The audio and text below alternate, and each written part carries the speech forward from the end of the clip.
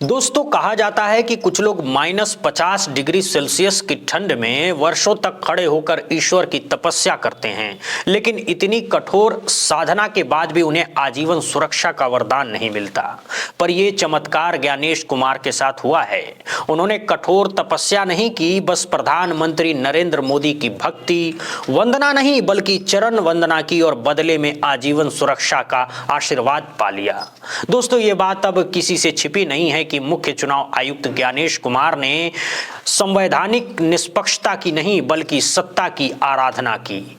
इससे प्रसन्न होकर प्रधानमंत्री नरेंद्र मोदी ने न केवल उन्हें बल्कि अन्य चुनाव आयुक्तों को भी आजीवन सुरक्षा देने का रास्ता खोल दिया। लेकिन दोस्तों आज सुप्रीम कोर्ट ने इस पूरे खेल पर जोरदार प्रहार किया है। आज सुप्रीम कोर्ट ने कड़ी फटकार लगाई है। आज सुप्रीम कोर्ट ने सिर्फ चुनाव आयोग को ही नहीं बल्कि चुनाव आयोग के संरक्षक माने जा रहे प्रधानमंत्री नरेंद्र मोदी को भी नोटिस थमा दिया है। दोस्तों ये खबर बेहद बड़ी है, इसे हर नागरिक को ध्यान से समझना चाहिए। मुद्दा यह है कि प्रधानमंत्री बनने के बाद से ही नरेंद्र मोदी ने एक के बाद एक संवैधानिक संस्थाओं पर नियंत्रण स्थापित करने की कोशिश की।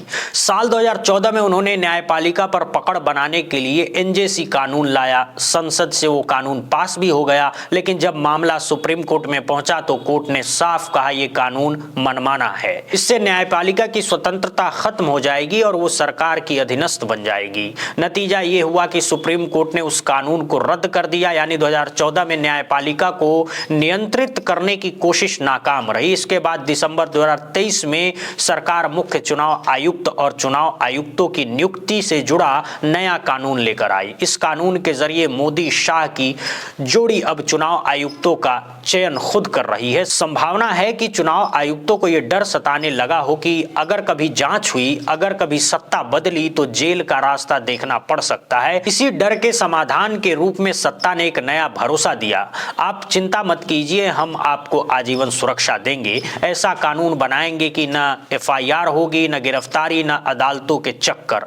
दोस्तों वही कानून आज सुप्रीम कोर्ट की नजर में आ गया है। इसी कानून को लेकर सुप्रीम कोर्ट ने मोदी सरकार को नोटिस जारी किया है। सुप्रीम कोर्ट ने बेहद गंभीर सवाल उठाया है। देश में बड़े बड़े संवैधानिक पद हैं, यहां तक कि प्रधानमंत्री को भी आजीवन कानूनी सुरक्षा प्राप्त नहीं है, फिर भी चुनाव आयुक्तों को ये विशेष छूट कैसे दी जा सकती है। कोर्ट की टिप्पणी साफ है, चुनाव आयुक्त कोई भगवान नहीं है, वे आते हैं जाते हैं। अगर वे लोकतंत्र का गला घोटेंगे तो कानून अपना काम करेगा, उन्हें जेल भी जाना पड़ सकता है। यही संविधान है, यही कानून है। दोस्तों ये मामला सिर्फ चुनाव आयोग का नहीं है, ये लोकतंत्र की आत्मा से जुड़ा हुआ सवाल है। लेकिन सवाल यह है कि अगर कोई व्यक्ति लोकतंत्र का गला घोटता रहे तो क्या उसे आजीवन सुरक्षा और कानूनी छूट दी जानी चाहिए।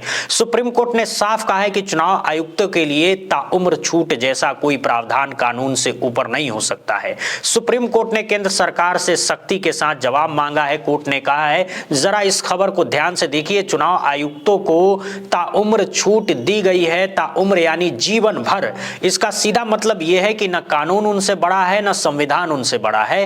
वे कोई भी अपराध करें लेकिन उनके खिलाफ कोई कार्रवाई नहीं होगी। ऐसा कैसे हो सकता है। याचिका में गंभीर आरोप लगाए गए हैं। याचिका में साफ लिखा गया है कि इस कानून के जरिए चीफ इलेक्शन कमिश्नर सीईसी और इलेक्शन कमिश्नरों ईसीएस को उनके आधिकारिक काम के दौरान किए गए किसी भी कृत्य के लिए सिविल और क्रिमिनल कार्रवाई से जीवन भर की छूट दे दी गई है। यानी पूरी तरह से ये कहा गया है कि आप जो चाहें करें, ना आपके खिलाफ सिविल केस चलेगा, ना क्रिमिनल केस दर्ज होगा, ना कोई जांच होगी, ना कोई गिरफ्तारी होगी। यहाँ तक कि आपको आजीवन सुरक्षा की गारंटी दे दी गई है। इसी मुद्दे पर सुप्रीम कोर्ट ने केंद्र सरकार और चुनाव आयोग दोनों को नोटिस भेजा है। ये नोटिस उस मांग पर जारी किया गया है जिसमें चुनाव आयुक्तों को दी गई आजीवन कानूनी छूट को रद्द करने की अपील की गई है। खबर में साफ लिखा गया है कि सुप्रीम कोर्ट ने चुनाव आयुक्तों को मिली जीवन भर की मुकदमे से छूट पर गंभीर सवाल उठाते हुए केंद्र और चुनाव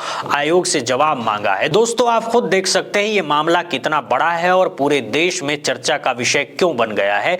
सवाल यह है कि जिनका कोई स्थायी पद नहीं है, जिनका कार्यकाल सीमित है, उन चुनाव आयुक्तों पर सरकार इतनी मेहरबान क्यों है? आखिर प्रधानमंत्री नरेंद्र मोदी चुनाव आयुक्तों को इतनी असाधारण सुरक्षा क्यों दे रहे हैं? खबर में यह भी लिखा गया है कि सुप्रीम कोर्ट ने संसद द्वारा बनाए गए उस कानून की वैधता को चुनौती देने वाली याचिका पर नोटिस जारी किया है जो मुख्य चुनाव आयुक्त और चुनाव आयुक्तों को जीवन भर मुकदमे से छूट देता है। याचिका में लगाए गए आरोप बेहद गंभीर हैं।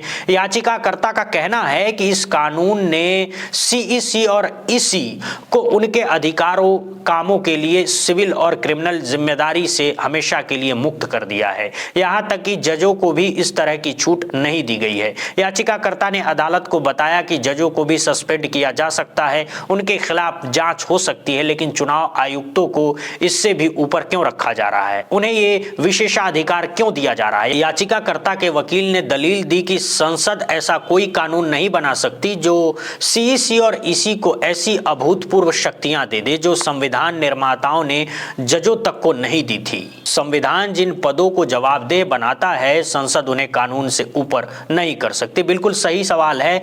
जब दूसरे किसी भी संवैधानिक या गणमान्य व्यक्ति को ऐसी छूट नहीं मिली तो फिर चुनाव आयुक्तों को यह विशेष सुरक्षा क्यों दी जा रही है? चुनाव आयोग को कानून से ऊपर क्यों रखा जा रहा है? इसका जवाब सीधा और साफ है, क्योंकि चुनाव आयोग मोदी सरकार पर मेहरबान है और मोदी सरकार चुनाव आयोग पर। यही कारण है कि सत्ता इतनी ताकत के साथ पहलवान बनी हुई है। इसमें भक्ति का तत्व भी साफ दिखाई देता है। ज्ञानेश कुमार द्वारा प्रधानमंत्री नरेंद्र मोदी की चरण वंदना किसी से छिपी नहीं है। यही वजह है कि विपक्षी दल बार बार चुनाव आयोग की निष्पक्षता पर सवाल उठाते रहे हैं। कोई इसे मोदी सरकार की कठपुतली कहता है तो कोई दलाल आयोग बोलता है, कोई कछुआ आयोग कहता है तो कोई चुना हुआ आयोग। इन नामों के पीछे वजह भी उतनी ही साफ है। मुख्य चुनाव आयुक्त ज्ञानेश कुमार को मोदी शाह ने चुना है और अन्य चुनाव आयुक्तों को भी मोदी शाह ने ही चुना, यानी पूरे चुनाव आयोग पर इस वक्त मोदी सरकार का सीधा दबदबा दिखाई देता है। हालात ऐसे बन गए हैं कि चुनाव आयोग में अगर मुख्य चुनाव आयुक्त से लेकर किसी छोटे कर्मचारी तक की एंट्री होती है तो वो भी सत्ता के इशारों पर होती हुई नजर आती है। अब ऐसे में सवाल उठता है, क्या ऐसी संस्था को निष्पक्ष कहा जा सकता है? जवाब साफ है, नहीं। निष्पक्षता तब मानी जाती थी जब चयन समिति में 3 अलग अलग संस्थाओं के प्रतिनिधि होते थे, प्रधानमंत्री, नेता प्रतिपक्ष और देश के मुख्य न्यायाधीश। तीनों अलग अलग दृष्टिकोण रखते थे और मिलकर मुख्य चुनाव आयुक्त तथा चुनाव आयुक्तों का चयन करते थे। तब कहा जा सकता था कि चुनाव आयोग स्वतंत्र और निष्पक्ष है। लेकिन आज इस व्यवस्था को निष्पक्ष कहना खुद को धोखा देने जैसा है। यहाँ निष्पक्षता नहीं बल्कि दलाली दिखाई देती है। यहाँ पारदर्शिता नहीं बल्कि धांधली नजर आती है। यहाँ ईमानदारी नहीं बल्कि बेईमानी और मक्कारी दिखाई देती है। यहाँ संविधान की रक्षा नहीं बल्कि लोकतंत्र की खुली हत्या हो रही है। ऊपर से मोदी सरकार चुनाव आयुक्तों को आजीवन सुरक्षा और कानूनी छूट की गारंटी भी दे रहे हैं। यह स्थिति और भी खतरनाक हो जाती है, क्योंकि लोकतंत्र तभी मजबूत रहता है जब हर व्यक्ति, चाहे वो आम नागरिक हो या संवैधानिक पद पर बैठा व्यक्ति, कानून से डरता हो। जब कानून का डर खत्म हो जाता है तब मनमानी शुरू हो जाती है। जब व्यक्ति को यह लगने लगता है कि कोई मेरा कुछ नहीं बिगाड़ सकता, तब तानाशाही जन्म लेती है। अगर किसी को यह भरोसा हो जाए कि सत्ता मेरे हाथ में है, मेरे साथ है, कानून मेरा कुछ नहीं कर सकता है, तो इसका नतीजा सिर्फ और सिर्फ लोकतंत्र की बर्बादी होता है। मोदी सरकार ने चुनाव आयुक्तों को जो ये असाधारण ताकत दी है वो लोकतंत्र के लिए बेहद खतरनाक है दोस्तों।